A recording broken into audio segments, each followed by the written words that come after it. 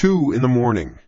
The city outside my 12th floor window was a silent, glittering circuit board, but in here, the only thing that mattered was the bug. The same damn line of code I'd been staring at for 3 hours. A misplaced semicolon, a forgotten bracket, a tiny, insignificant error that was nuking the entire build. My fingers hovered over the keyboard, stiff and aching. The low, hypnotic rhythm of a lo-fi beat trickled from the smart speaker on my desk, a synthetic pulse in the quiet of the apartment. "Fucking piece of shit," I muttered, the words a sour taste in my mouth. I rubbed my eyes, the screen's blue light searing itself onto my retinas. Click. It wasn't part of the music. It was a sharp sound. Dry. Out of place. Like snapping a small plastic tab. It came from the speaker. My fingers didn't stop typing. A glitch. A cheap, smart speaker from a Black Friday sale, finally showing its true colors. I made a mental note to replace the damn thing. It was just a noise. I leaned back into my work, the bug consuming my thoughts once more. The city hummed its electric lullaby. The music kept playing. It was nothing. I finally found it. The missing bracket. A wave of tired relief washed over me. I hit compile, leaned back in my chair, and stretched my arms over my head until my spine popped. And that's when a sudden blast of light hit the wall behind my desk. I flinched, spinning my chair around. The TV. The 55-inch screen in the living room was on. It wasn't on a channel not showing static or a streaming service logo. It was just a black screen, but it was backlit. A dark, empty rectangle of light in the dim room. My heart gave a little kick of annoyance. I probably sat on the remote earlier. Then, something appeared on the screen. The volume bar. A white rectangle at the bottom. It started to move. The little white blocks filled up, one by one, then slid back down. Up, then down. A frantic, silent dance. It was like someone was mashing the volume buttons. My annoyance started to curdle. This was weird. It stopped. The bar froze, about a third of the way full. A number appeared next to it. 44. It just sat there. 44. A number with no meaning. It wasn't the max volume. It wasn't 0. It was just 44. God damn it, I grunted, pushing myself out of the chair. My legs were stiff. I walked into the living room, my eyes fixed on that glowing number. The remote had to be stuck in the sofa cushions. It had to be. I ran my hand down the crack between the cushion and the armrest. Nothing but lint and a lost pen. I checked the other side. Nothing. I lifted the cushions. A few old crumbs, a $1 bill. No remote. I scanned the coffee table. My keys, a water bottle, a stack of mail. I found the remote on the floor, half under the entertainment center. I picked it up. None of the buttons were stuck. I aimed it at the screen and pressed the power button. The screen went dark. The silence in the apartment felt heavier now, deeper. I stood there for a long moment, remote in hand. Why 44? It was too specific. A random glitch wouldn't stop on a specific number. It would just flicker or max out. A cold spot formed in my gut. This wasn't a glitch. Something was wrong. My phone lit up on the coffee table. The screen cast a pale, flickering light on the wood. A text message. I didn't recognize the number. My feet felt glued to the floor. I forced myself to take a step, then another, until I was leaning over the table. My hand trembled slightly as I picked up the phone. The message had 2 sentences. Don't turn it off. I was watching. My heart didn't just drop. It slammed against my ribs, a trapped bird trying to beat its way out. A wave of ice washed through my veins. I reread the message. Then again, the words didn't change. Who? Who was watching? How? So which? My eyes darted around the apartment. The window. 12th floor. No balcony. The front door. I stumbled towards it, my breath catching in my throat. I saw the glint of the deadbolt. It was thrown. The chain was in its track. Locked. Secure. I pressed my ear against the cold wood. Silence. Nothing from the hallway. This is a joke. It has to be a joke. One of my asshole friends from work, spoofing a number. A sick prank. I fumbled with the phone, my thumb slipping twice on the screen before I managed to hit the call button for the unknown number. I pressed the phone to my ear. There was no ringing. No dial tone, just a small pop-up text on my screen. Call failed. I tried again. Call failed. I was cut off. He, or it, had sent the message and then vanished. Terror, cold and sharp, began to push the anger aside. My living room was no longer my own. It was a stage. And I was the only ACTOR. Then, I heard it. It came from the bedroom, from the smart speaker on my nightstand. A giggle. The sound was thin, hollow. The sound of a little girl, maybe 5 or 6 years old, but it was tinny and distorted, like it was coming through an old radio. It wasn't a happy sound. It was empty. All the air left my lungs in a single, silent gasp. My body moved before my mind could process it. I didn't decide to move. My legs just buckled, and I scrambled backward, my back hitting the arm of the sofa. I slid down, landing hard on the floor. I crab-walked behind it, pressing myself into the corner where the sofa met the wall. My domain, my sanctuary, had shrunk to this 3-foot patch of floor. My eyes were locked on the bedroom door. It was ajar. I always left it slightly open for airflow. Now that dark vertical slit was the most terrifying thing I had ever seen. My world shrank to that gap. I held my breath, listening. The silence was back. Absolute. My own blood roaring in my ears was the only sound. Was it in there? Was it in my bedroom, standing by my bed? My mind raced. Call the cops. I looked at my phone, still clutched in my white-knuckled hand. He could see it. He could see whatever I did. He was in my network. He had my speaker, my TV. What else? My laptop camera? My phone camera? Was he watching me right now, huddled behind my own sofa like a terrified child? Then, a flicker of movement. In the gap of the doorway. It was so fast I almost missed it. A shadow passed the gap. Small. Low to the ground. A sliver of black against the faint light from the other room, gone in an instant. It wasn't a person. Too small. Too fast. An animal? No, it was just a piece of darkness that moved. My breath was a traitor. Too loud in the silence. I had to be quiet. I pressed a hand over my mouth, my chest heaving. I needed a weapon. Something. My free hand fumbled on the end table next to the sofa. My fingers brushing against coasters. A magazine. Then they closed around something hard and heavy. The glass ashtray I bought in a thrift store years ago. It was thick. Solid. Cold. I pulled it silently into my lap, my grip so tight my knuckles ached. My eyes never left the bedroom door. Waiting. Every creak of the building, every distant siren, was the sound of my impending death. My heart hammered a frantic, irregular rhythm against my ribs. Fight or flight. There was nowhere to run. The door was on the other side of the living room, a suicidal dash across open space. So it had to be fight. Me, with a glass ashtray against... What? The shadow? The giggling voice? The phantom texter? See! Nothing happened. The silence stretched, becoming a physical presence. A minute passed. Then, too, my muscles screamed from the tension. The immediate, heart-stopping terror began to fade, replaced by a high-strung, exhausting dread. It's gone. Maybe it was never there. Maybe I'm losing my mind. Slowly. One muscle at a time. I started to push myself up. My knees cracked, the sound like a gunshot in the quiet room. I froze, listening. Nothing. I rose to my full height, peering over the back of the sofa. The apartment was still. The bedroom door was just a door again. The living room was just my living room. I took a shaky breath.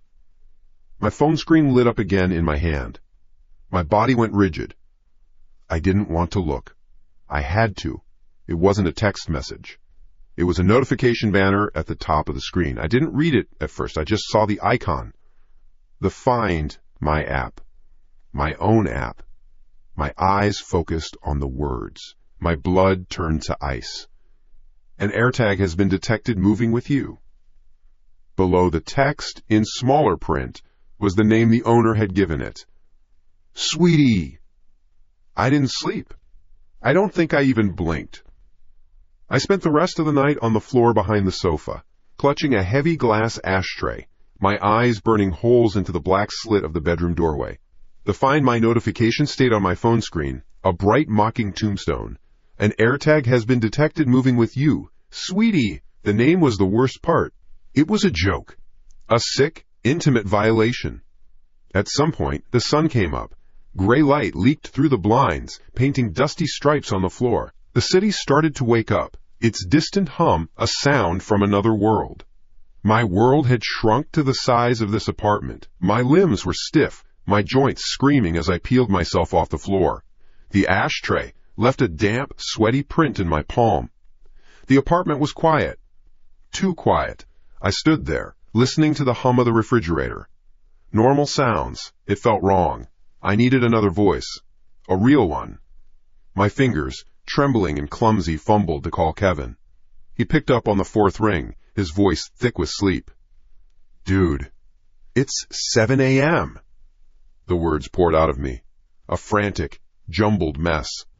The TV, it turned on, the volume, it said 44, and then a text, Kevin, a text from a number I don't know. It said he was watching, and then the speaker, a little girl giggling, and a fucking AirTag. It says there's an AirTag on me, in here somewhere.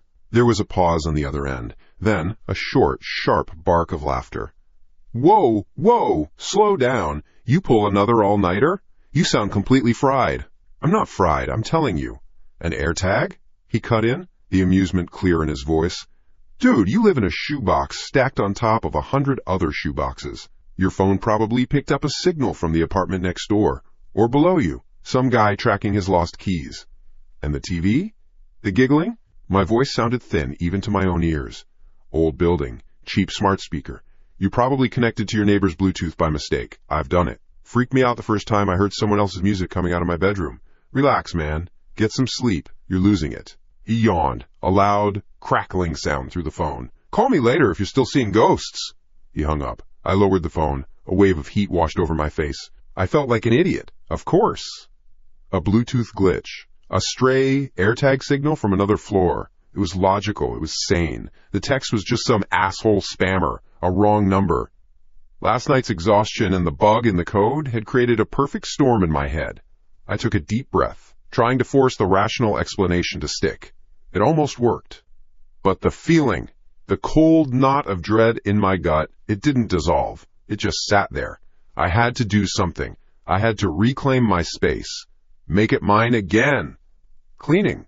I would clean everything, erase the memory of the night. I started in the living room, wiping down the coffee table, arranging the magazines. I threw out old mail. I worked with a methodical fury, a need for order. Then I got to the bookshelf. A small, cheap particle board thing I'd had since college. I ran the dust rag over the top. My eyes scanned the spines. Math, network theory, a few sci-fi paperbacks. And then I saw it. My old C++ textbook. The thick, dog-eared one from my freshman year. It was on the second shelf. It was placed backward, spine in. I stopped. My hand hovered in the air. I never, ever put books away like that. I am particular about my books. It's a small, stupid thing, but it's my thing. They all face out. Always. My heart gave a hard, painful thud. This wasn't a glitch. This wasn't a neighbor's signal. My hand shook as I reached for the book. It felt heavier than I remembered. I pulled it from the shelf, my fingers tracing the worn cardboard cover. I turned it over in my hands. Why? Why would anyone do this? A message? A warning? I gave the book a little shake, out of some nervous, unthinking habit. Something slipped from between the pages, a small, white square. It fluttered to the hardwood floor with a soft, dry slap. I stared at it. It was a Polaroid picture. My throat went dry. I knelt, my knees cracking. I picked it up. The image was still developing, the colors milky and muted, but it was clear enough. It was a picture of me. I was in my bed, asleep. The covers were pulled up to my chin, my face slack and vulnerable. The picture was taken from above, from a high angle, like someone had been standing on a chair in the corner of my bedroom, pointing the camera down at me. In the bottom white border, in the faint, blocky print of the camera, was a timestamp. 3:14 a.m. Last night. The air left my lungs. The rational explanations, Kevin's easy dismissal. It all shattered into a million pieces. This was real. This was happening. Someone was in my apartment last night. Someone stood over me while I slept and took a photograph. My sanctuary. My bedroom. Violated. Panic clawed its way up my throat. I scrambled for my phone, my thumb slipping on the screen as I tried to call Kevin again. I had to tell him. I had to make him understand. The phone rang. Once. Twice. 3 times. Straight to voicemail. Hey, it's Kevin. Leave a message. I tried again. Voicemail. A 3rd time. Voicemail. He wasn't answering. He'd turned his phone off or silenced it. I was alone. The sound came from my desk, my laptop. The screen, which had been dark, lit up. The fan spun to life. I hadn't touched it. It was doing it on its own. My blood ran cold. I watched, frozen, as the mouse cursor darted across the screen, a small white arrow controlled by an invisible hand. It clicked open a folder. It selected a file. A video player window popped open, filling the screen. The file name was hallway_cam_02.mp4. The play button clicked. The video was grainy, black and white, the familiar, sterile view of the hallway outside my apartment. I could see my door, 12:04, on the left. The timestamp in the corner read 1:58 a.m., 2 minutes before the first click from the speaker. I watched, holding my breath. For 30 seconds the hallway was empty. Then a figure stepped into the frame from the direction of the elevators. They were dressed in dark clothing, a hoodie pulled up, their face a black hole of shadow. They walked with a slow, deliberate pace. No hesitation. My stomach twisted. The figure walked right up to my door, to 12:04. They stopped. They didn't knock. They didn't try a key. They just reached out. The figure turned the knob, pushed the door open, and stepped inside my apartment. I stared at the screen. The door swung shut behind the figure. The video kept playing. The hallway was empty again. I waited. A minute passed on the timestamp. Then 2. Then 5. I watched the entire 30-minute clip. The figure never came back out. He was in here. The thought hit me like a physical blow. He came in, and he never left. He was here last night when I was behind the sofa. He was here this morning when I was on the phone. He is here now. The apartment, so empty moments before, now felt suffocatingly full. Every shadow, every corner, held a potential threat. My back was to the kitchen. My entire body screamed. I needed a weapon. Not an ashtray. A real weapon. I spun around and lunged for the kitchen. My hand slammed onto the wooden knife block. I yanked out the chef's knife, its 8-inch blade cold and heavy. My knuckles were white on the handle. My heart was a frantic drum against my ribs. Fight. It had to be fight. "Get the fuck out!" I screamed, the sound raw and desperate. "I know you're in here. Get out!" The only answer was the hum of the refrigerator. He was playing with me. He was hiding. Waiting. I started with the bedroom, the knife held out in front of me. I kicked the door open, the wood banging against the wall. The room was empty. The bed was unmade. I dropped to my knees, blades scraping the floor as I looked underneath. Just dust bunnies and a lost sock. The closet. I ripped the door open and started tearing clothes off hangers, throwing them onto the floor in a frantic pile. Shirts, pants, jackets. Nothing. No one. The bathroom. I shoved the door open. The shower curtain. My hand grabbed it, and I ripped it sideways, the plastic hooks snapping and scattering across the tile. The tub was empty. The small linen closet beside it. Empty. Back to the living room. Behind the sofa. Under the desk. In the coat closet by the front door. A cramped space filled with my vacuum and a single jacket. Nothing. I searched every inch of the apartment. It was a 1-bedroom. It wasn't big. There was nowhere else to hide. There was no one here. I stumbled back into the middle of the living room, chest heaving, the knife hanging limp in my hand. It didn't make sense. The video, the photo, they were real. But the apartment was empty. How? How was he gone? How do you vanish from a locked room on the 12th floor? Exhausted, a puppet with its strings cut, I sank to the floor. The adrenaline was gone, leaving a hollow, vibrating weakness behind. My eyes fell on the laptop. The screensaver was on now, a series of shifting geometric shapes. But the video player was still open behind it. I had to see it again. I missed something. I had to have missed something. I crawled to the desk and wiggled the mouse. The screensaver vanished. The video player showed the paused frame of the empty hallway. I dragged the progress bar back to the beginning. I watched the figure emerge from the elevator, watched him walk to my door, watched him stop. My eyes were glued to the screen, to his hand. He reached for the knob, and I saw it. I saw what I had missed the first time, the detail that changed everything. He didn't use a key, he didn't pick the lock, he didn't force it. The figure's hand simply closed around the knob, turned it, and pushed. The door swung inward without resistance. It hadn't been locked. Last night, when I came home, exhausted and distracted by work, I hadn't thrown the deadbolt. I hadn't even checked it. He didn't break in, I let him in. The realization slammed into me. It wasn't a break-in, it was an invitation. My own stupidity had left the door open for whatever nightmare had unfolded here. The chef's knife felt slick in my sweaty palm. My first thought wasn't rational. It wasn't about a plan. It was a single, primal word. Police. My fingers shook so hard I misdialed twice. On the third try, the call connected. A calm, bored female voice answered. 911. What's your emergency? The words tumbled out, a waterfall of panic. Someone was in my apartment. I have proof. He was in here tonight. He took a picture of me sleeping. I have a video. He walked right in. He might still be here. Apartment 1204, 255 West Linden Avenue. Sir, calm down. Is the person still in the apartment with you now? I don't know. I searched. I can't find him. But the video, he never came out. I swear to God, he never left. Okay, sir. Did he have a weapon? Are you injured? No, I have a knife. I'm not hurt. But you don't understand. He was in here. He moved things. Left a picture.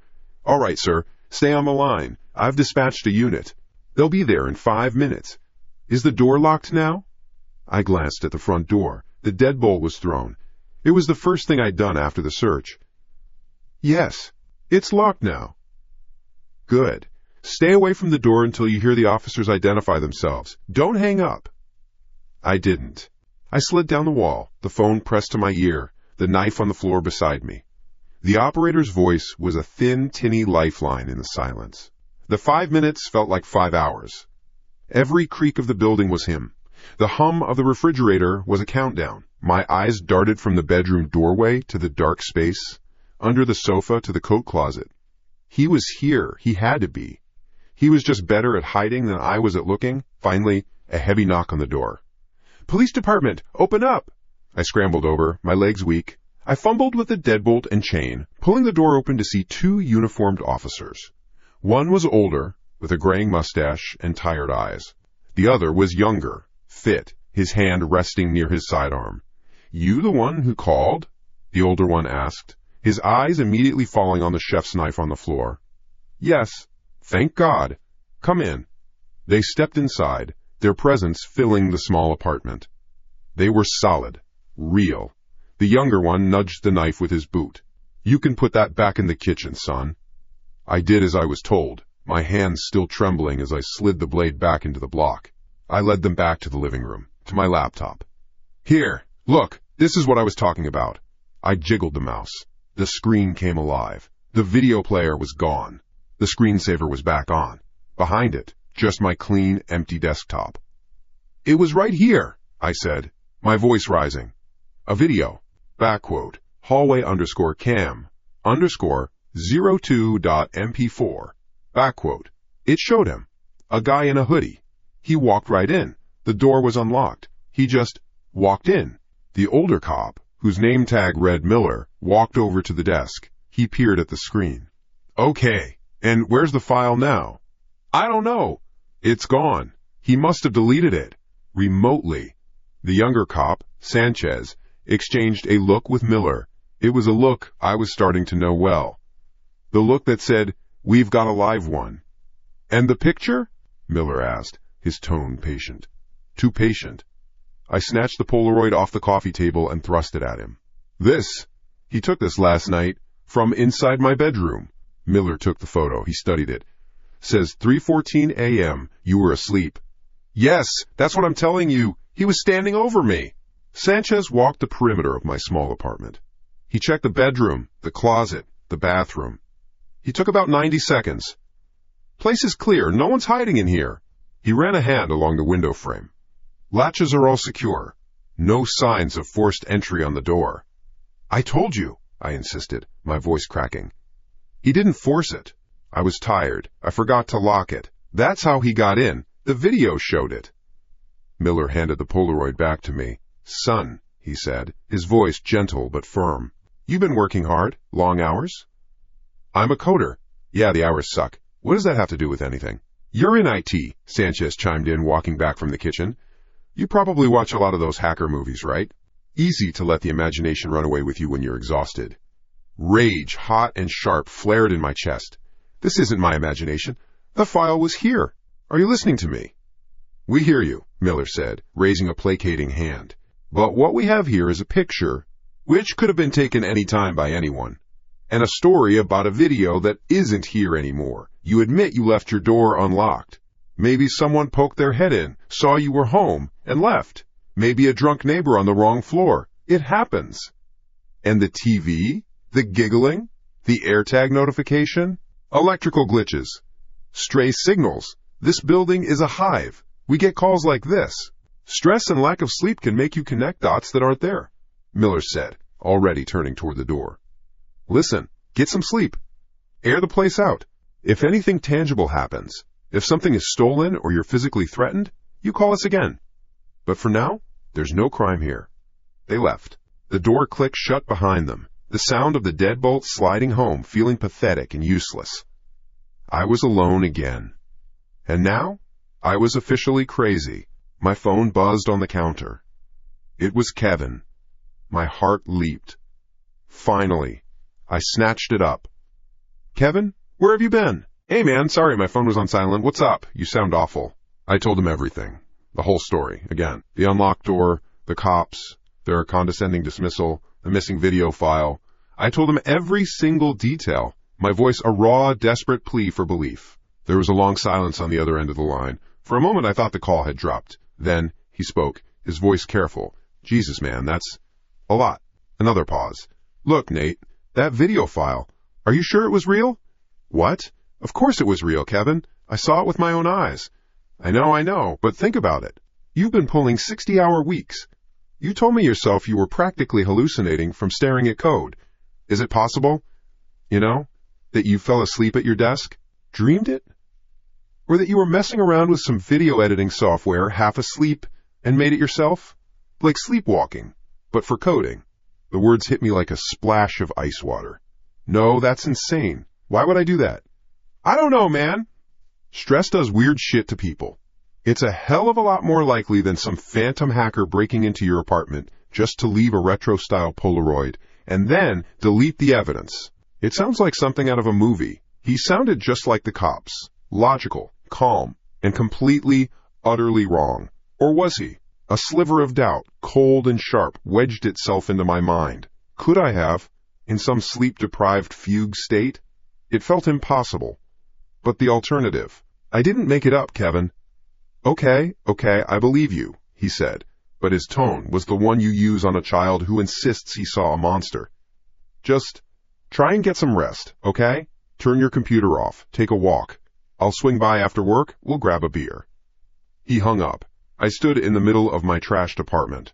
The doubt he had planted began to sprout, its roots digging into the foundations of my sanity. What if he was right? Matai time say chai. No, the file was real. I had to find it. I had to prove it. I lunged at the laptop again. I went through every folder. I ran a search for backquote. MP4 backquote files. Nothing. I opened the terminal, my fingers flying across the keyboard, typing commands to search for recently deleted items. The directory was clean. Too clean. It was as if a ghost had wiped its own footprints from the digital sand. I checked the trash bin. Empty. The browser history for the time I was watching the video? Nothing. The system logs? No record of the file ever being played. It was impossible. A professional level of erasure. Or it had never existed at all. My breath hitched. Maybe I was losing my mind. Maybe Kevin and the cops were right. Maybe this whole nightmare was just a product of a brain fried by caffeine and code. Ping. A new email. The notification popped up in the corner of my screen. My heart hammered against my ribs. The sender was an anonymous, scrambled address. The subject line was blank. I clicked it. The body of the email contained a single sentence. Good friends, they always trust you. The air in my lungs turned to poison. He heard me. He heard my call with Kevin. He was listening right now. The doubt didn't just vanish. It was burned away by a supernova of pure terror and rage. I wasn't crazy. I was being toyed with. A scream tore from my throat. A sound of an animal caught in a trap. I'm not fucking crazy! I grabbed the nearest thing, a flimsy wooden dining chair, and lifted it over my head. My muscles screamed in protest. I wasn't thinking. I was just acting. I hurled the chair against the far wall with all my strength. It hit with a sickening crack of splintering wood and drywall. It wasn't enough. I kicked the coffee table over, sending magazines and the Polaroid skittering across the floor. WHO, are you? What do you want? I yelled at the empty air, at the silent walls that were my prison. The chair I had thrown had struck a large, framed photo on the wall, knocking it askew. It was a picture of me and Kevin from a hiking trip last summer, both of us grinning, arms slung over each other's shoulders. The impact had knocked the frame's cardboard backing partially loose, and from the gap I saw it. A tiny, black dot, a pinpoint of light, a little red eye, blinking. Once, twice, steady, unwavering. My rage froze, instantly replaced by a glacial cold. I walked toward the wall as if in a trance. My hands, still shaking, reached for the frame. I lifted it off the hook. There, taped to the back of the photo, was a miniature camera lens, no bigger than a pen tip. A thin wire ran from it to a small, flat battery pack stuck to the cardboard backing with double-sided tape. It was positioned perfectly to see my desk, my laptop, the sofa, my entire living room. He wasn't in the closet, he wasn't under the bed, he was in the walls, he was in the pictures, he was always watching. With a numb, clumsy finger, I pried the battery pack off the cardboard. It was a standard lithium-ion pack, the kind you'd use for a hobbyist drone or a DIY project. It was warm to the touch, it had been active. I turned the small, black rectangle over in my palm. Scrawled on the back, in neat, precise block letters painted with a whiteout pen, were 5 words. 5 words that shattered my world and reassembled it into a new, more hideous shape. Property of Kevin. Do not touch. The small, black rectangle felt hot in my palm. Property of Kevin. Do not touch. The letters were too neat, too calm. A label made by someone who planned, who organized. Not a prank, not a joke. My world, which had been cracking for the past 24 hours, did not just break. It atomized. It turned to dust and blew away, leaving me in a vacuum. I sat on the floor, my back against the wall, legs splayed out in front of me. I stared at the camera, at the neat white letters. I did not call him. The thought of dialing his number, of hearing his voice, sent a wave of nausea through me. What would I even say?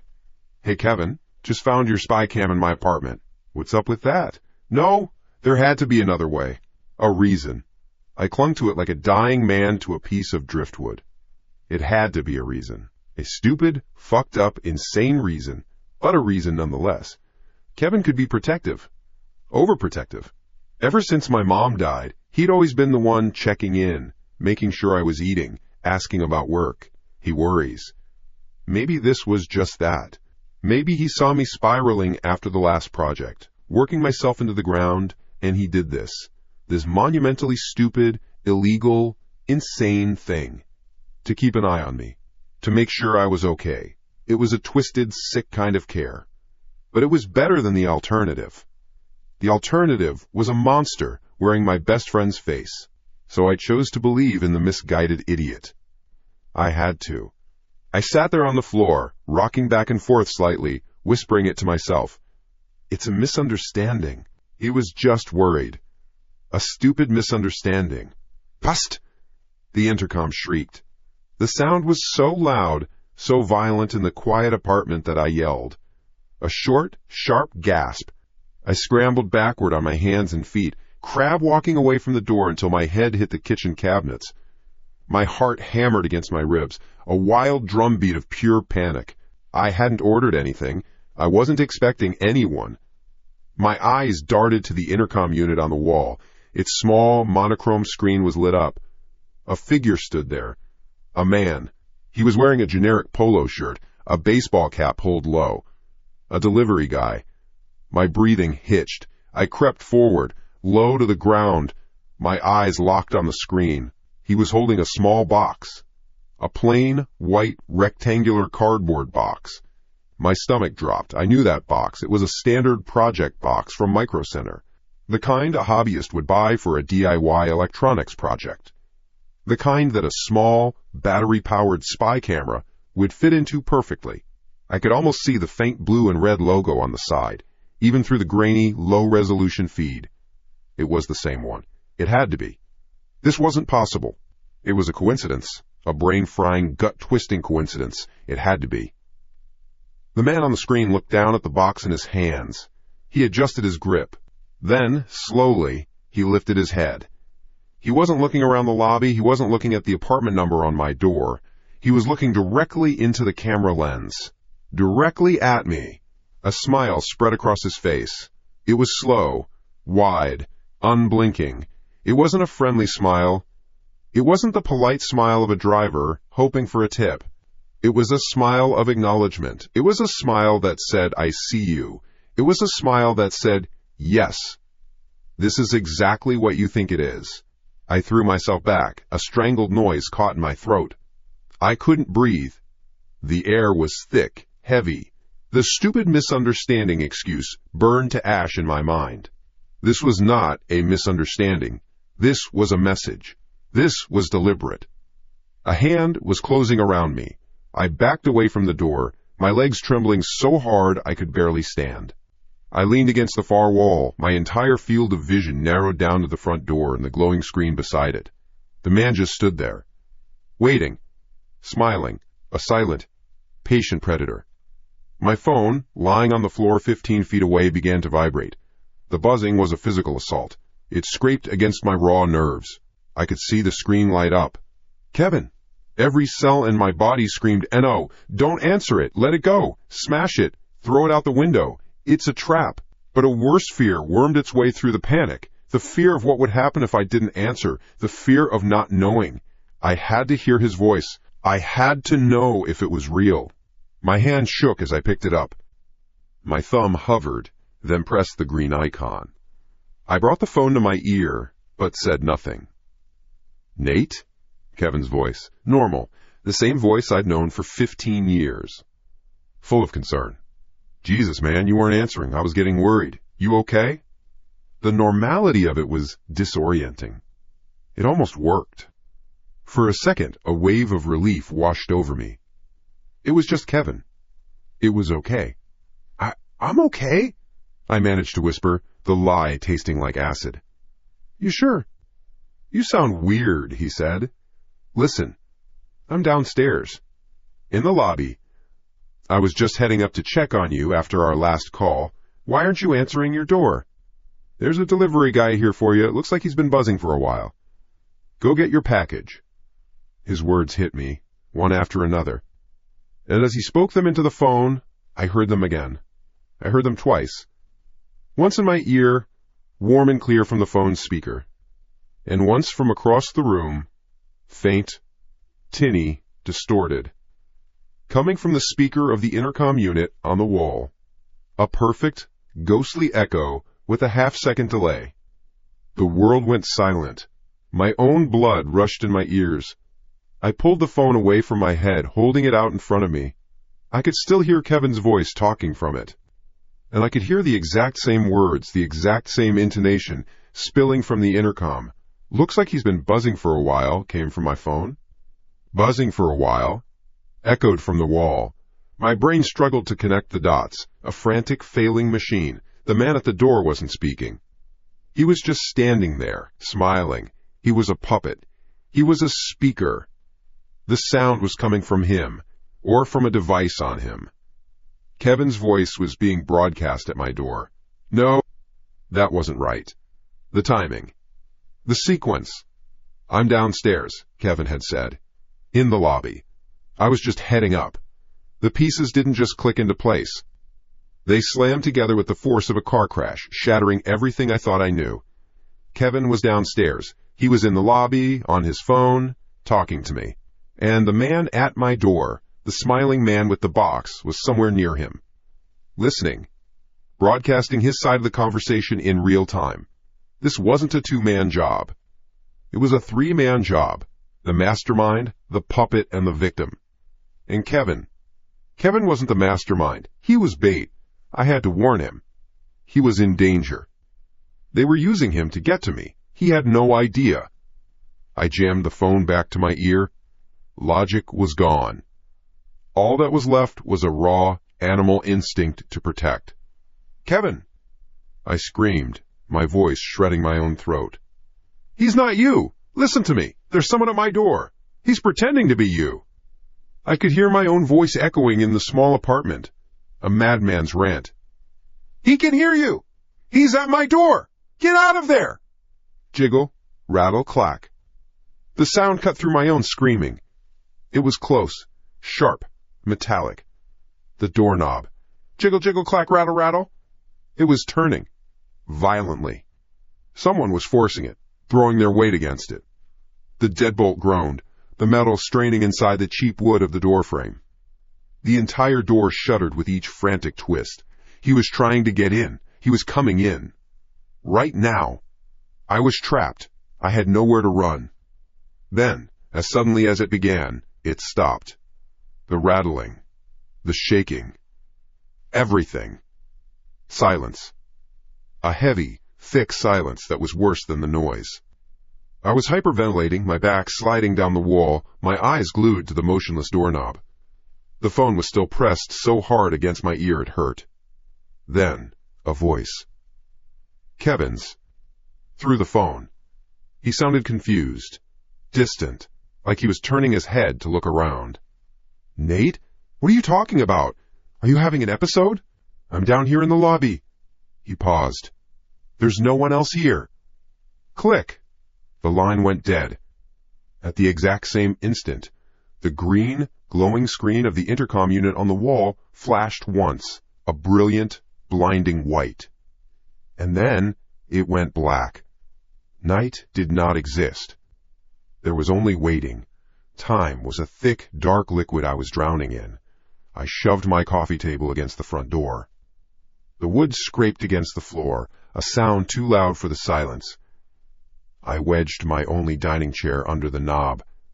It wasn't much, it was pathetic, but it was all I had. I sat on the floor in the far corner of my living room, the one that gave me a clear view of the door and the kitchen. A chef's knife lay on the floorboards beside my leg. I had pulled it from the block hours ago.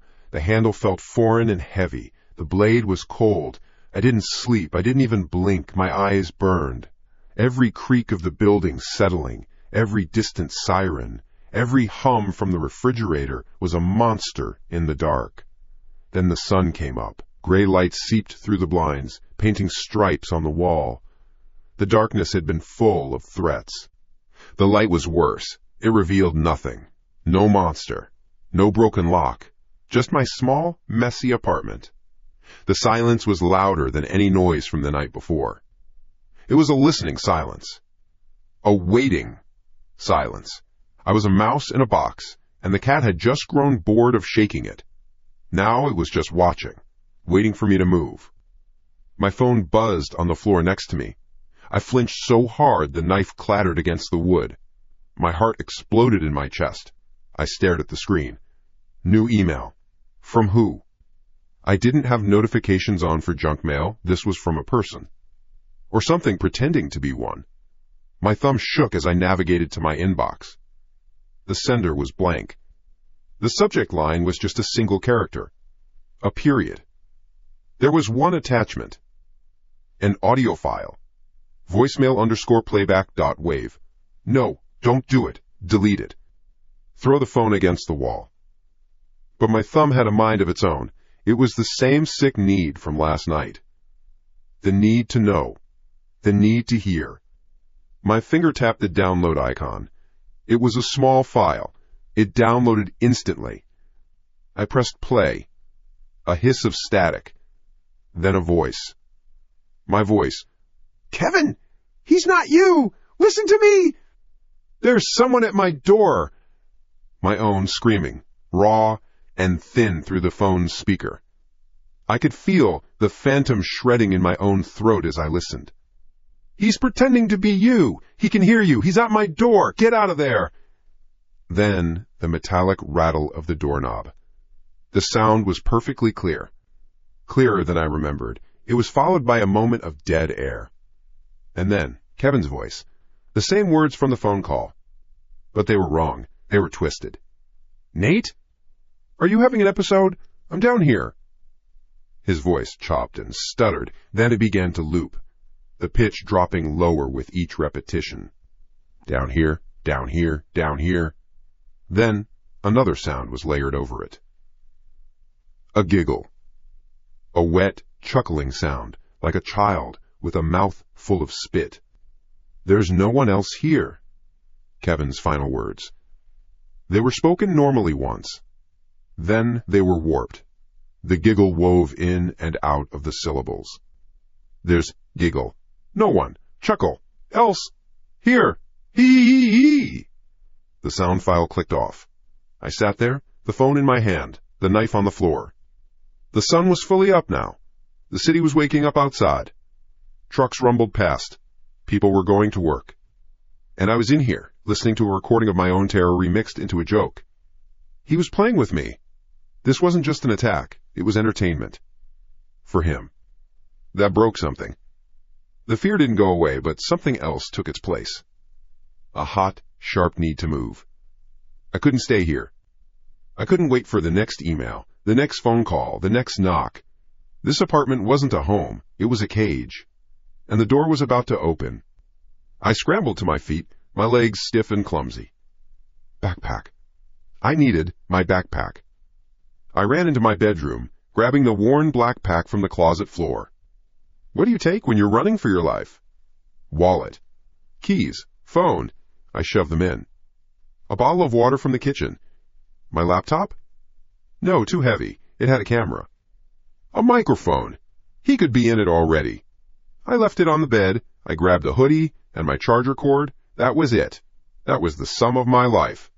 I crept back to the front door. The barricade looked stupid now. A child's defense.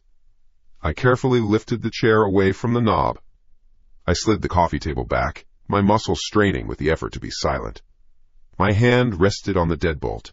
My heart was a fist, beating against the inside of my chest. I took a deep breath and looked through the peephole.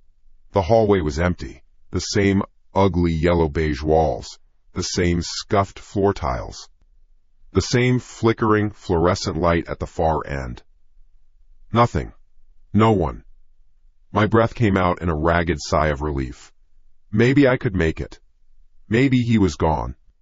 Maybe he thought he'd scared me enough for one day. I turned the deadbolt. The thunk was like a gunshot. I froze, listening. Nothing. I turned the knob. Slowly. The latch clicked. I pulled the door inward, just a crack. Just enough to see. The hallway was still empty. I was going to make it. I was going to run. I was going to get out. I started to pull the door open wider, and then I saw it. On the floor. A thin trail of water. Not a puddle. A line. It was faint, just a glistening sheen on the tile, but it was there. It started directly in front of my door, and it led away. down the hall. It turned the corner toward the red exit sign, toward the stairwell. My blood went cold. He was here. He was just here. The water was from his shoes. Or something. He had stood right outside my door, listening to me move the furniture, listening to me breathe. And then he had walked to the stairs. The stairs I was about to take. He was showing me the path. He was telling me where to go. It wasn't an escape route. It was the next part of the game. The elevator was a box, a metal trap. No way. The stairs were my only choice. Even if it was his choice, too. I had to move. I slipped through the door, pulling it shut behind me without locking it. I ran. My backpack bounced against my shoulders. My sneakers made soft, panicked sounds on the tile. I followed the wet trail. It led right to the heavy metal fire door. I slammed my shoulder into the push bar. The door swung open with a groan, and I was inside the stairwell. The door banged shut behind me, the sound echoing in the concrete shaft. Echoing. It smelled like dust and damp concrete. I was on the 12th floor. I didn't hesitate. I took the stairs, 2 at a time. My feet pounded on the metal treads. Clang, clang, clang, clang. The sound was deafening, a frantic drumbeat announcing my descent. 11. My lungs started to burn. My legs felt like lead. 10. I risked a glance up. The spiraling shaft was empty. No one was behind me. 9. 8. 7. Was he waiting for me at the bottom? Was this a chase or was I running toward him? It didn't matter. I couldn't stop. 6. 5. My own breathing was a roar in my ears. Each landing I passed was a blur of stenciled numbers. 4. 3. 2. Almost there. One more flight. The ground floor door was just ahead. The exit sign glowed above it. A red promise of safety. Of open air. Of streets full of people. 1. I hit the ground floor landing and didn't slow down. I threw all my weight against the push bar of the final door. It didn't move. There was a solid, final clang as the metal bar hit its limit, but the door stayed shut. I stumbled back, my mind refusing to understand. I hit it again, harder. Come on, I grunted, shoving with my whole body. Nothing. It was like pushing against a solid wall. Panic clawed its way up my throat. I looked closer. Through the narrow, wire-meshed window in the door, I could see the lobby. It was bright. Normal. But something was wrapped around the panic bar on the other side. A thick, greasy, metal chain. It was looped around both handles, pulled tight, and secured with a heavy padlock. He hadn't just gone down the stairs. He had gone down, chained the door from the outside, and then, what, left? Or come back up? I was locked in. I was trapped in the stairwell. A concrete tube 12 stories high. A tomb. I hammered my fist against the door. Help! Somebody! Help me! My voice echoed up the shaft, a hopeless, swallowed sound. And then I heard it. From above. Scrape. One slow, deliberate sound. A foot dragging on concrete. It wasn't the sound of someone running. It was the sound of someone taking their time. Thump. A step. Thump. Another step. Slow. Heavy. Coming down. My heart stopped. He was coming. I pressed my face against the cold, rough glass of the door window, my eyes wide, peering into the bright lobby beyond. I had to see. I had to know if someone was out there, if someone could hear me. The lobby was empty, except for one person. He was standing near the elevators, not moving. Just standing. He was looking right at the chained stairwell door. He was looking right at me. It was Kevin. He wasn't on the phone. He wasn't confused or scared. He was calm. He just stood there, watching the door he knew I was behind. And as our eyes met through the dirty, wired glass, a smile spread across his face. It wasn't his smile. It was slow, wide, a smile of pure, joyful victory, A smile that said, "I see you." A smile that said, "Yes, this is exactly what you think it is." Up above me, the footsteps got closer. Thump, thump. My brain refused to connect the two images. The Kevin in the lobby, smiling that wide, wrong smile. The Kevin I'd known for 10 years, who'd helped me move the very couch I'd just shoved against my door. It was impossible. It had to be a mask. A trick. Someone who looked like him. My mind, scrambling for a life raft in an ocean of terror, clung to that. It wasn't him. It couldn't be. The footsteps from above answered.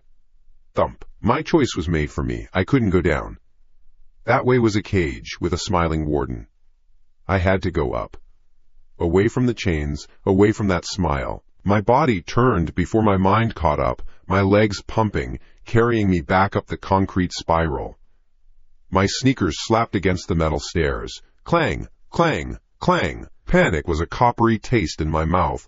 I flew past the second-floor landing, a blur of white stenciled paint. The footsteps below me continued their slow, steady rhythm and unhurried pursuit. He wasn't chasing me, he was hurting me. 3, 4. My lungs burned. A sharp stitch flared in my side. I grabbed the cold metal railing, hauling myself upward, my arms screaming in protest. I risked a glance down. I saw nothing but the spiraling concrete vertebrae of the stairwell, disappearing into the dark. But I could still hear him. Thump, thump. He was still on the first floor, waiting, or just letting me tire myself out. Ursua. 5, 6.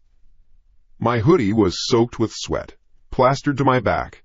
My breath came in ragged, wheezing gasps. The sound of my own panic was a roar in my ears, almost loud enough to drown out the sounds from below. Almost. I reached the 7th floor landing, gasping for air, my hands on my knees. I had to stop. Just for a second. I leaned against the rough concrete wall, my chest heaving. The stairwell was silent. Not quiet. Silent. The footsteps from below had stopped. My head snapped up. I strained my ears, listening. Nothing. No slow, heavy tread. No sound at all from the floors below. A tiny, stupid spark of hope flickered to life. Did he give up? Did he leave? Was he waiting for me to come back down? Twin. Then I heard it. From above. Scrape. The sound was closer, not from the 12th floor. Maybe the 9th. Or 8th. Thump. A heavy footstep. The same rhythm. The same deliberate, unhurried weight. It was coming down. My blood ran cold. The hope I'd felt moments ago curdled into pure, undiluted dread. It wasn't a chase. It was a pincer movement. One below. One above. They had me. They had trapped me in this concrete tube. There was nowhere to run. My mind flashed to the smiling face in the lobby. A man below. And now, the second one. A faceless phantom, descending from above. There were 2 of them. The realization hit me not as a thought, but as a physical blow, knocking the wind out of me all over again. Thump. Closer now. 1 floor above. No, I wasn't going to die here.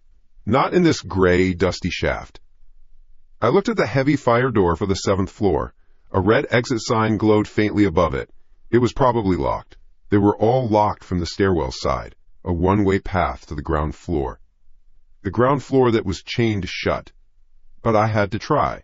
It was the only wall that wasn't just more stairs leading to a dead end. I lunged for the door, my hands fumbling with the push bar. I threw my shoulder against it, expecting the solid, unmoving jolt of a locked mechanism. The door swung open with a groan. Air. The smell of stale carpet and pine-scented cleaner rushed into the stairwell. I didn't hesitate. I stumbled into the 7th floor hallway, slamming the heavy doors shut behind me. The latch clicked, the sound echoing in the sudden quiet of the carpeted corridor. I was out of the stairwell, but I was not safe. The hallway was identical to mine on the 12th floor. The same ugly, yellow-beige walls. The same flickering, fluorescent lights. The silence here was different. It wasn't the dead silence of the concrete tomb. It was a listening silence. I was exposed. Where do you run? My frantic mind searched for an answer. Down the hall was another stairwell door. A trap. The elevator was a death box. That left only one direction. Toward apartment 712. Toward the section of the building directly below my own apartment. My home. The thought was insane. Running back toward the very place the nightmare started. But it was a place I knew. It was a place with a deadbolt. It felt safer than this empty, exposed hallway. It was a stupid, desperate plan born from a mind that had run out of options. I broke into a run, my sneakers silent on the thin, worn carpet. My apartment was 1204. I was aiming for the space below 1204. As I ran, I fumbled in my backpack, my fingers closing around the cold, heavy shape of the chef's knife. I pulled it out. The blade gleamed under the flickering lights. I held it in front of me, a useless, pathetic talisman. 708. 706. Almost there. The hallway ahead bent around a corner, the same way it did on my floor. My apartment was just around that bend. I slowed as I approached the corner, pressing my back against the wall. I could hear my own heart, a frantic drum against my ribs. I held my breath, listening. Nothing. Just the low hum of the building's electricity. I took a deep breath, tightened my grip on the knife, and peered around the corner. The rest of the hallway was empty. I could see the door to 704. My door 5 floors up. I was almost there. I could. A shape detached itself from the shadows next to the stairwell door at the far end of the hall. It was a man, dressed all in black. A black hoodie pulled up, a black mask covering his lower face, just like in the video Kevin had shown me. He had been waiting in the one blind spot. He didn't move for a second, just stood there, a solid silhouette of violence. Then, without a word, without a sound, he charged. There was no time to think, only to react.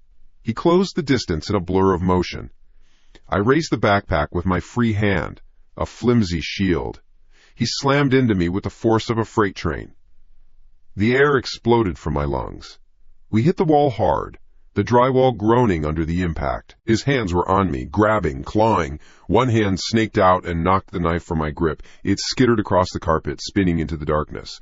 He was strong, impossibly strong. He smelled like damp earth and rain. He grunted, a low, animal sound as he shoved me back, trying to pin me. I twisted, using the backpack between us as leverage. My foot slipped on the carpet and my knee buckled. We went down in a clumsy, tangled heap. His weight was crushing. His hands went for my throat. I could feel his fingers, cold and powerful, pressing against my windpipe. Black spots danced in my vision. Panic gave me a surge of adrenaline. I bucked wildly, my legs kicking. I brought my knee up hard into his side. He let out a sharp grunt of pain, his grip loosening for a fraction of a second. It was enough. I shoved the backpack up into his face with all my strength. He reeled back, and I scrambled away, crawling backward on my hands and heels like a crab.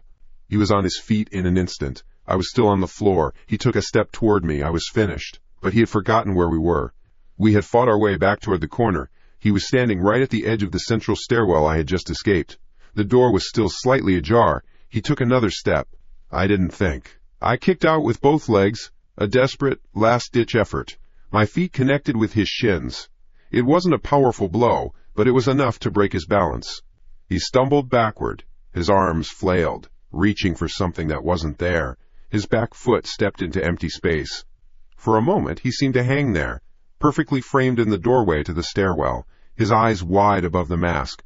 Then he was gone. The sound was hideous. A sharp, wet crack as his head hit the edge of a concrete step. Then a series of quick, brutal thuds as his body tumbled down the metal staircase. Thump, thump, thump, thump. It went on for a few seconds, a soft, heavy avalanche of flesh and bone. Then a final, sickening thud as he came to rest on the landing below. And then silence. A silence so complete it felt like the world had ended.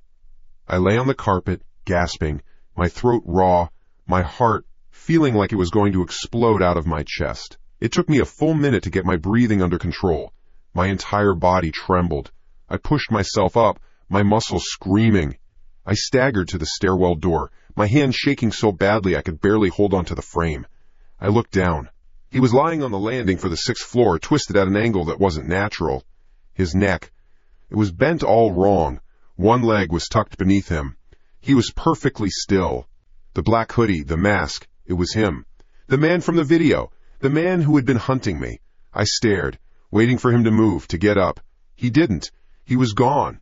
The relief that washed over me was so intense it made me dizzy. I was alive. I had survived. I was still staring down at the body, when a sound cut through the silence. It was a thin, tinny, electronic noise, a cell phone ringing. It wasn't mine. My phone was in my backpack, on silent. The sound was coming from down there. From him. From the pocket of the man in black. The melody was cheerful. Annoying.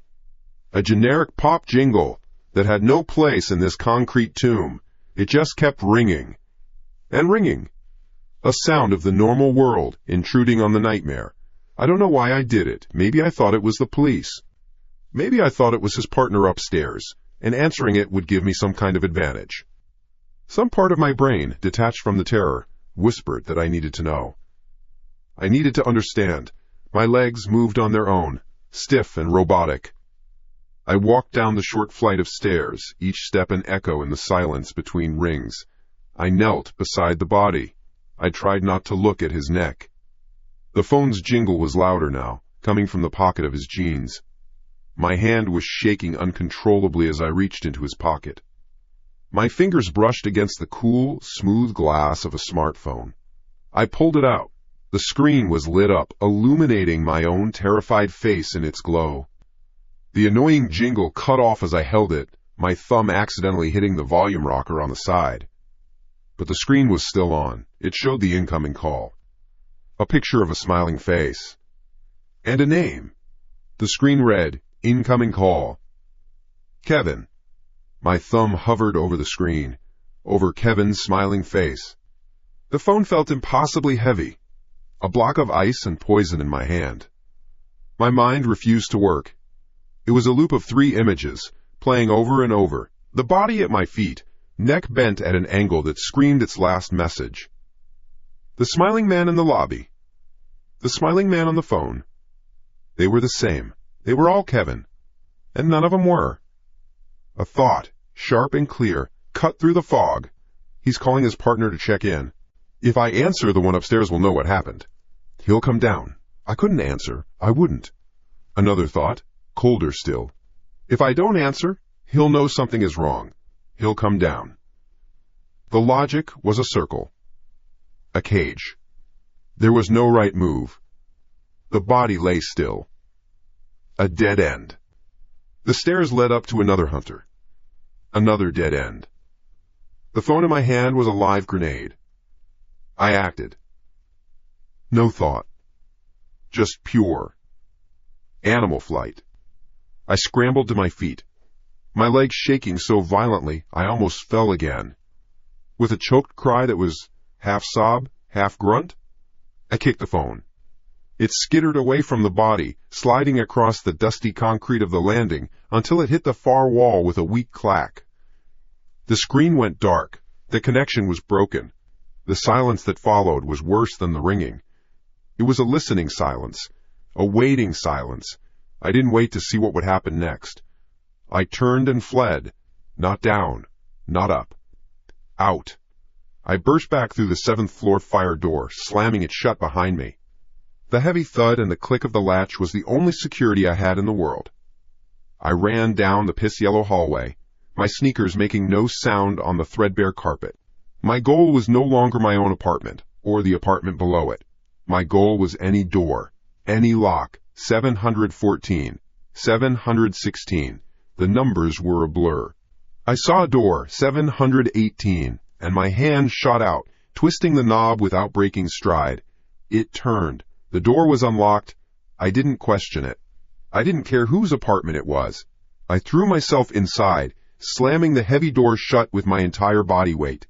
My hand, slick with sweat, fumbled for the lock. A deadbolt. I shot it home. A chain. I slid it across its track. The metal screeched in protest. I leaned my full weight against the door, my forehead pressed against the cool wood, and listened. Nothing. Just the frantic, wet sound of my own gasping breath. The thunder of my own pulse in my ears. I slid down the door, my legs giving out, and landed in a heap on the floor. I was in a box. A locked box. For a moment, that was enough. My body shut down. I curled into a ball on the welcome mat, my arms wrapped around my head, and I shook. I shook until my teeth ached from chattering, until my muscles burned. The fight was over. The adrenaline drained away, leaving behind a hollow space filled with a terror so profound it had no sound. I don't know how long I stayed like that. 1 minute. 10. An hour. Time had ceased to mean anything. There was only the before and the now. The now was a silent apartment that smelled of cinnamon potpourri and cat litter. Eventually, the shaking subsided into a low, constant tremble. My brain, sputtering back to life, started trying to build a wall out of the wreckage. Think. Just think. The camera in my vent. The air tag in my backpack. The delivery guy who wasn't a delivery guy. It wasn't random. It was a plan. A coordinated, meticulous plan. There were 2 of them. One above, one below. One was the masked man, the one from the video, now a broken thing on the 6th floor landing. The other wore Kevin's face. My Kevin. My friend of 10 years. That smile in the lobby, that wasn't a mask. It was a statement. A performance. They had herded me, played with me. They had driven me up the stairs, knowing they had the exits covered. It was a perfect trap. But why? Why me? I was nobody. A graphic designer living alone. I paid my rent on time. I kept to myself. I had no enemies. My mind snagged on something, a detail I'd almost forgotten in the chaos. The scratching on my apartment door. I had dismissed it. Vandals. Kids. But I'd seen the picture the landlord sent.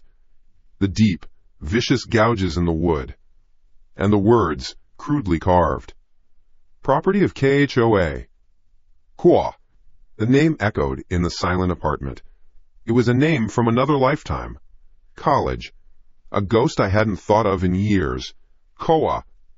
My project partner. My friend. My rival. We had been inseparable. 2 sides of the same coin, brilliant and ambitious and hungry. We were going to build an empire together. And then we didn't. We drifted apart after a falling out. A stupid argument over a senior project. That was it. Ancient history. It couldn't be connected. It was impossible. A sound pulled me from the past. A faint, electronic chime. My head snapped up. I scanned the dark apartment, my heart instantly kicking back into a frantic rhythm. Where did it come from? It was the startup sound. The sound of a MacBook turning on. It came from my backpack, still slung over my shoulder. I froze, every muscle in my body tensing. I hadn't touched my laptop. It was off. It was in sleep mode, inside its sleeve, inside my backpack. It couldn't turn on by itself. I slid the backpack off my shoulders with the slow, deliberate care of a bomb disposal expert. My fingers trembled as I unzipped the main compartment. The screen of my laptop was glowing, casting a pale, bluish light on my terrified face. It was on. It was fully booted up. Someone had woken it up. Remotely.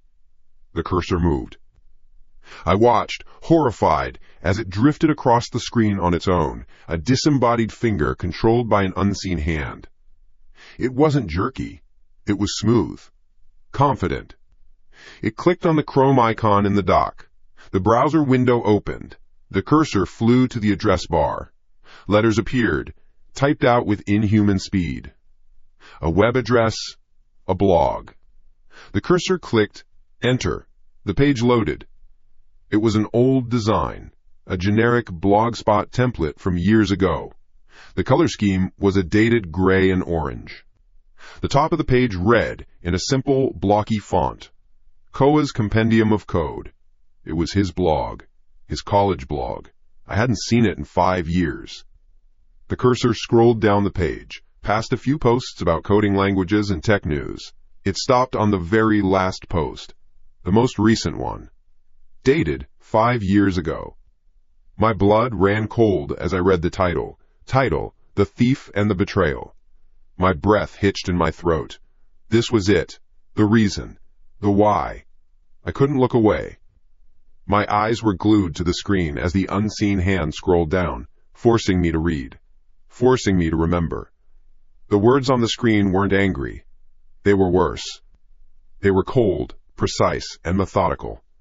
They were the words of a man documenting a crime. For 2 years, Project Chimera was our life. My life. It was more than code.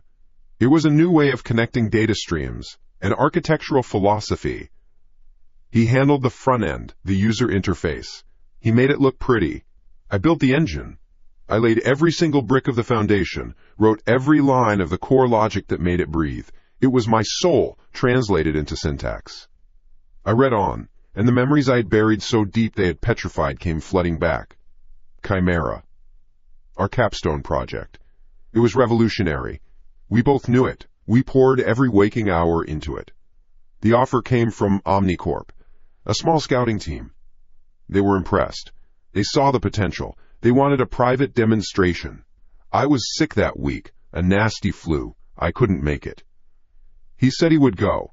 He said he would represent us both. I've got this, man, he told me. This is for both of us. I trusted him. He was more than a friend. He was my brother. I remembered that day. I remembered the perfectly tailored suit I bought.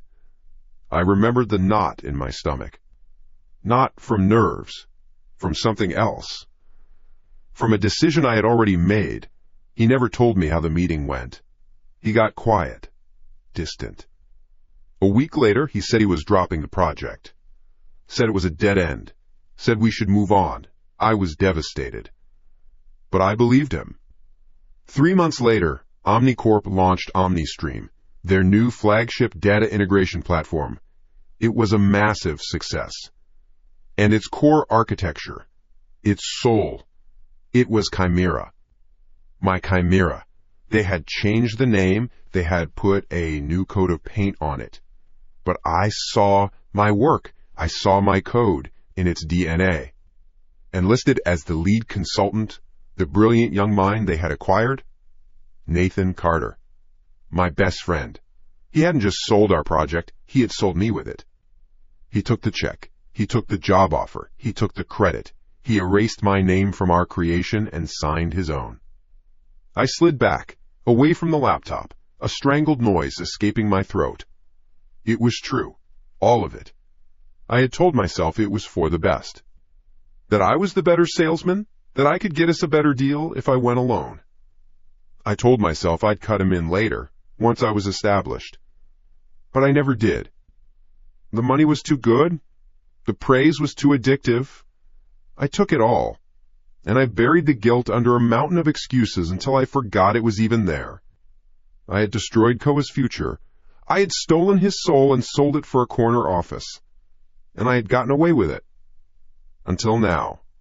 The cursor on the screen moved again. It scrolled past the final heartbreaking line of the post. I lost my project. But worse, I lost my brother. I don't know which one hurts more. It scrolled down. Down past the body of the text. To the bottom of the page.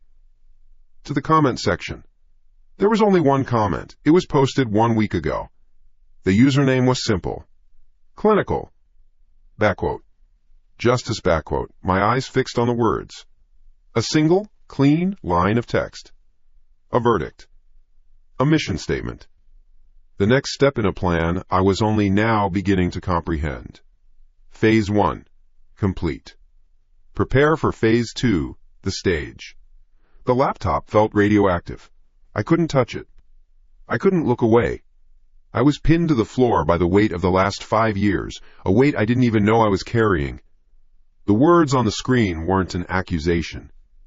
They were a sworn testimony, a verdict delivered before the trial even began. Koa. I had destroyed him. It wasn't a hostile takeover. It was a quiet assassination of his entire future, carried out with a handshake and a smile. I had taken his soul, translated into syntax, and sold it for an entry-level position and a signing bonus that I blew in 6 months. I told myself it was business. I told myself he wouldn't have known how to sell it, how to play the game. I told myself I was protecting our creation, lies. All of them. Layer after layer of lies, paved over a sinkhole of guilt. And now, the ground was giving way.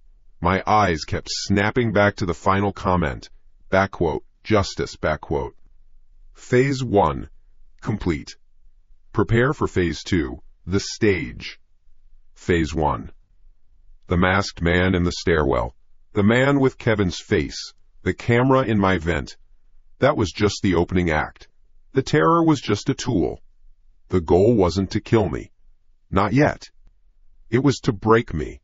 To strip away every layer of my comfortable, stolen life until I was naked, terrified, and staring at the truth. And now, here was the truth, glowing blue in a stranger's apartment. Phase 2. The stage. What did that mean? What came next? My mind was a blank slate. The adrenaline from the chase was gone, replaced by a cold, heavy dread that settled in my gut. I sat there on the floor, curled up against the door, and waited. I waited for the sound of a key in the lock, for the splintering of wood, for something, for anything. The silence in the apartment was absolute, a thick, pressing void that mocked the storm in my head. I was a rat in a box, and the owner of the box was about to start his experiment. A flicker. My head snapped up. The overhead light in the small entryway buzzed, wavered, and dimmed. Then it came back to full strength. A power surge. A faulty wire in an old building. My brain scrambled for a logical reason, a lifeline to the normal world. It flickered again. Off. On. A pause. A breath. Off. On. It wasn't random. It was a rhythm. A slow, deliberate pulse, thump-thump, thump-thump, like a giant, unseen heart starting to beat. I pushed myself backward, scrambling away from the door, my palms scraping against the cheap wooden floor. My eyes darted around the dark living room. The apartment was a typical shoebox, a small sofa, a coffee table, a TV against the far wall. The faint smell of cinnamon and cat litter was suddenly suffocating. Whose home was this? Did it matter? It wasn't a sanctuary. It was just another room in the theater. The TV screen clicked on. It made no sound, just a sudden wash of gray light. No channel logo, no signal message. It was a static image, clean, high definition. It showed an empty stage, wooden planks, dark and scuffed. In the exact center, a single wooden chair sat under a single, harsh spotlight. The rest of the stage was lost in shadow. There was no audience, no backdrop, just the chair, waiting. "The stage," I whispered. The words came out as a dry croak. My throat was sandpaper. I was staring at it, my heart hammering against my ribs in time with the flickering light, when the sound came. A voice. It was faint, tinny. It came from the hallway. From outside the door I had locked and chained. I froze, every muscle locked. Was it the owner of the apartment? Cops? My mind raced, but I knew. I knew neither of those was right. The voice spoke again, clearer this time. It was calm, measured. It had a horrifying familiarity. "The best plays, Nathan," the voice said, "are the ones where the lead actor doesn't know he's performing." I recognized it instantly. The sound came from the phone. The phone I had kicked across the concrete landing 2 floors down. It wasn't Kevin's voice. It was Koa's, speaking through the cracked screen of a dead man's phone. "Did you enjoy Phase 1? I called it the rabbit hunt. You played your part beautifully." I crawled backward, my back hitting the soft arm of the sofa. My breath was coming in short, useless gasps. He could see me. He had to be able to see me. He was watching. But how? The laptop was still on the floor, its screen a testament to my sins. "You're the star of this show, Nathan," Koa's voice continued, a chillingly pleasant sound seeping through the cheap wood of the door. "This entire building is your stage. And every star needs a spotlight."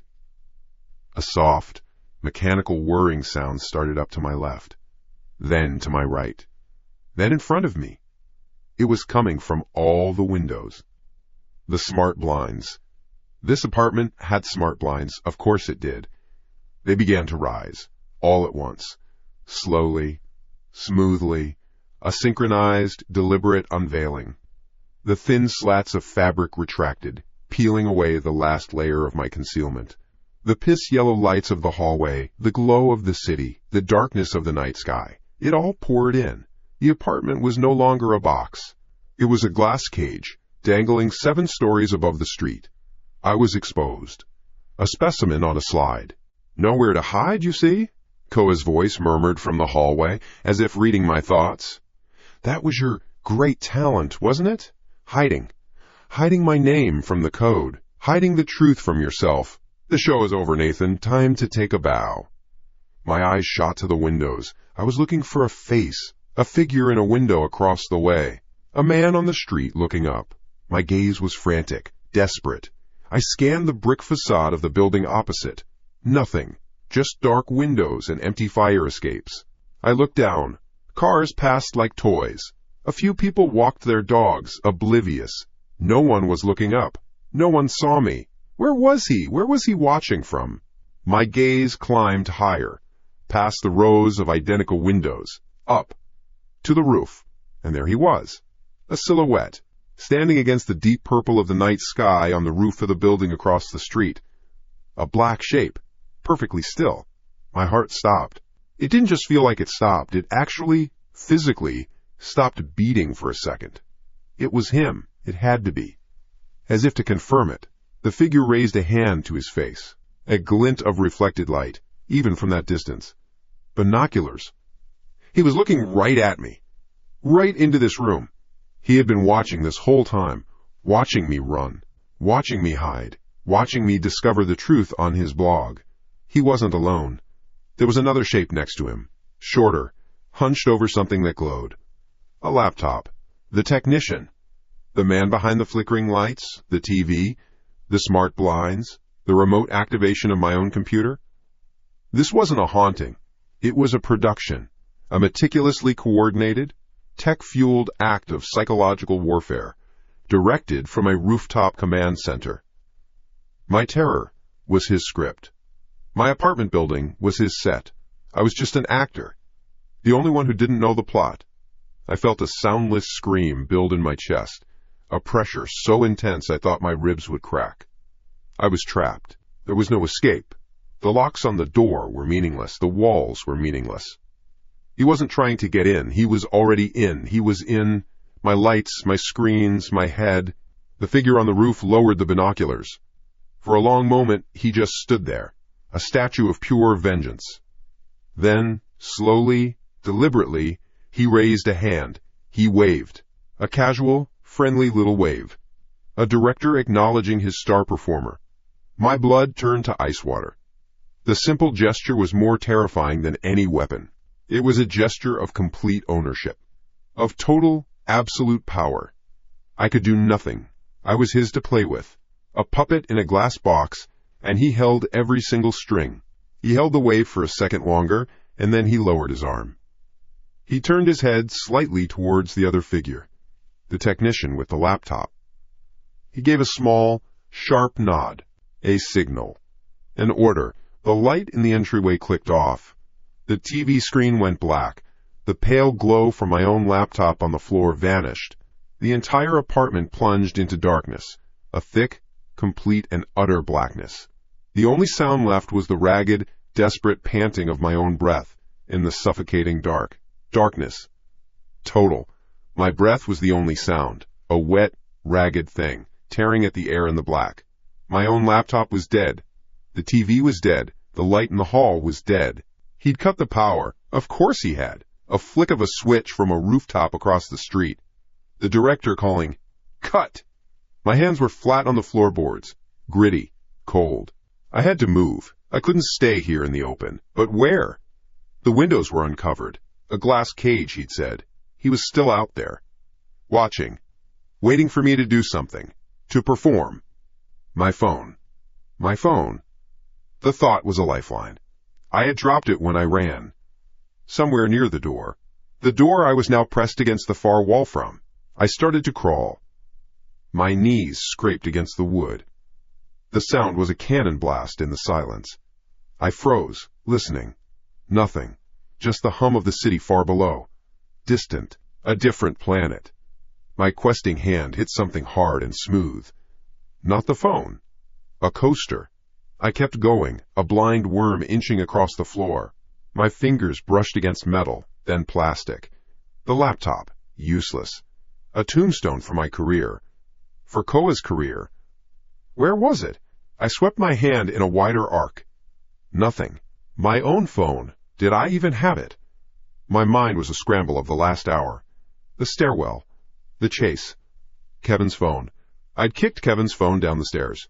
Mine was in my pocket. It had to be. I jammed a hand into my jeans. There. The cool, rectangular shape. Relief hit me so hard it felt like a punch. I pulled it out, my thumb fumbling for the side button. The screen flared to life. The sudden light was blinding, a harsh white blade cutting through the dark. I squinted, my pupils screaming in protest. I felt naked, exposed. A single firefly in a jar for a cruel child to watch. I aimed the flashlight beam around the room, the circle of light trembling with my shaking hand. Sofa. Coffee table. A cheap painting of a sailboat. The front door. Chained and locked. It all looked so normal. So horribly, terribly normal. I was a target in a spotlight of my own making. I knew he could see the light. From the rooftop, it must look like a distress signal. A pathetic little flicker of defiance. A soft chime came from the corner of the room. My head snapped towards the sound. The beam of my phone followed, dancing frantically before landing on a small, gray fabric cylinder on the kitchen counter. A smart speaker. It spoke, not in the synthesized female voice of an AI assistant. It was my voice. "Dude, it's a gold mine. No one has anything like this. We're gonna be kings." My blood ran cold. I knew that sentence. I knew that infectious, stupid optimism in my own voice. It was from 5 years ago. A late night in our dorm room, fueled by cheap pizza and the raw thrill of creation. Koa had been sitting across from me, his face lit by his monitor, smiling. The speaker chimed again. This time, it was Kua's voice. Young, hopeful. "Kings, huh? I'll settle for being able to pay off my student loans, man." He'd laughed. A real, genuine laugh. A sound I hadn't heard in 5 years. A sound I had killed. My voice again. "Don't sweat the small stuff. I'll handle the business end. You just keep being the genius. That's the deal." "Our deal," Koa's recorded voice corrected, so full of trust it physically hurt to hear. "You and me, Nathan. All the way. All the way," my ghost echoed from the speaker. The flashlight trembled so violently the beam painted jagged streaks across the walls. He'd been recording us. The whole time. All those conversations, all those promises, all those shared secrets. He hadn't just stolen my code. He'd kept receipts, audio files of my lies. And now he was playing them back, a soundtrack for my execution. Each word was a nail hammered into my coffin. He wasn't just showing me my crime. He was making me relive the moment I committed it, from the victim's point of view. My phone buzzed in my hand. A text message. My thumb was numb, icy. I could barely make it move. The sender was an unknown number. Of course it was. The message was just a single line of text. AURL. Shortened. Anonymous. Don't click it. A sane part of my brain screamed the words, "Don't play his game. Throw the phone. Smash it." But I couldn't. The director wanted his star to hit his mark. I had to know what was next. My finger, moving with a will of its own, tapped the link. Safari opened. The page loaded. It was a streaming site. A familiar layout. Black background. Crisp video player. The video was already playing. It took me a second to understand what I was seeing. A shaky, circular beam of light dancing around a dark room. A figure, huddled on the floor. Phone in hand. Me. It was a live feed. From the camera in the vent. He was broadcasting it. My breath hitched. I dropped the flashlight beam, pointing it at the floor, but it was too late. He'd already seen me. They'd already seen me. My eyes darted to the corner of the screen. Viewers, 1,482. My stomach dropped. A cold, heavy stone plunging into an abyss. 1,400 people. Watching me. Watching this. And then I saw the chat box. It was scrolling. Fast. A waterfall of text. Back quote. LOL, look at him shake. Back quote. Back quote. Do a flip. 1. Back quote. Back quote. This is way better than that last one. The chick just cried the whole time. Back quote. Back quote. Is he gonna piss himself? My money's on yes. Back quote. Back quote. Hit the lights again! Scare him! Back quote. This wasn't revenge. Not just revenge. This was entertainment. A sick, twisted reality show. I wasn't the target of a lone, grieving man. I was the seasonal entertainment for a crowd of digital ghouls. The chase, the blog, the voices, it was all a performance, a script written for an audience. I was the unwilling star of a show I didn't even know existed. A rat in a maze, and people were placing bets. The viewer count ticked up. 1,517, 1,550. Back quote. Someone screen grabbed his face. He works at Omnicorp. Back quote. Back quote. The guy WHO stole the Apollo code? Back quote. Back quote. Holy shit, it is back quote. Back quote. LMAO, justice. Back quote. Back quote. Get him. Make him pay. Back quote. My world tilted. It wasn't just a random crowd. They knew. Koa hadn't just revealed the truth to me. He'd revealed it to everyone. He'd put me on trial in a public forum where the verdict was already in. My career was over. My life was over. All that was left was the sentence. The comments devolved into a frenzy. A digital mob banged for blood. Back quote. He deserves worse. Back quote. Back quote. Let us hear him scream. Back quote. Back quote. Time for the finale. Back quote. My back slammed against the wall. I slid down, my phone clutched in a death grip, the chat log a blur of hatred in front of my eyes. I couldn't breathe. The air was gone. The room was a vacuum. Knock, knock, knock. The sound came from the front door. It wasn't a tentative rap. It was hard, solid, confident. Each knock was a physical blow against my sternum. I stopped breathing. The phone slipped from my hand, clattering to the floor, its screen still alive, still showing the feed of me, a pathetic coward crumpled against a wall. A voice came from the other side of the door, not shouting, calm, amplified slightly, probably by a small speaker. It was Koa's voice. The real one. The one from the phone in the hallway. The final act, Nathan. The voice was cold, devoid of the warmth I heard in the recordings. This was the voice of the director, clear and commanding through the wood of the door. The audience is getting restless. They paid for a good show. His voice was laced with a chilling, theatrical poise. It's time to face them. Open the door and take your bow. I stared at the door. At the chain. The deadbolt. Useless pieces of metal. He could break it down. He would break it down. But he wanted me to do it. He wanted me to be a willing participant in my own destruction. To walk onto the stage myself. My eyes, against my will, flicked back down to the glowing screen of my phone on the floor. A new message had appeared in the chat.